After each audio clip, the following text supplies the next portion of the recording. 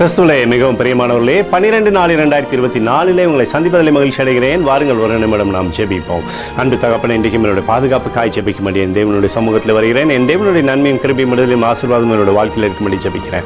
எல்லா பொல்லாப்பு நாசமோச விலைக்கு விளக்கியவரை நீங்கள் பாதுகாத்துக் கொள்ளுங்கப்பா. இயேசு கிறிஸ்து சிந்தின பரிசுத்த ரத்தத்தை இவர் மீதும் ஒரு குடும்பத்தின் மீதும் செய்கிற சகல காரியத்தின் மீது பூசுகிறேன்.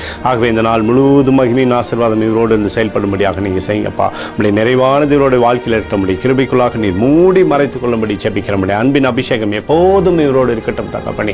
ஆதியாகமம் 12:2 நீ ஆசீர்வாதமாக இருப்பாய் என்று சொல்லி எழுதப்பட்டிருக்கூடிய வார்த்தையின்படி எப்பொழுதும் இவரை ஆசீர்வதித்து இவருடைய பேரை நீங்க பெருமைப்படுத்துங்க. இயேசுவின் நாமத்திலே ஒப்புக்கொடுத்து ஜெபிக்கிறேன் நல்ல பிதாவே, ஆமேன். பிரியமான ஜெப பங்காளரே, ஒரு நிமிடம் நம்ம இந்திய தேசத்திற்காக ஜெபிப்போம். அன்பு தகப்பனே, 12/4/2024 இந்திய தேசத்திற்காக ஜெபிக்கும்படியாய் உங்களுடைய சமூகத்தில் வருகிறேனப்பா.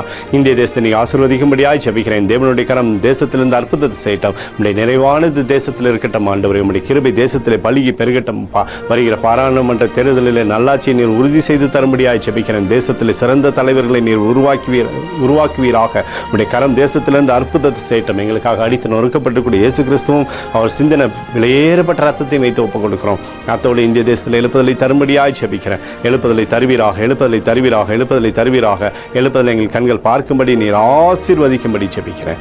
நேற்றும் இன்றும் என்றும் மாறாதவராகிய இயேசுவின் நாமத்திலே ஒப்புக் கொடு ஜெபிக்கிறேன் நல்ல பிதாவே, ஆமேன்.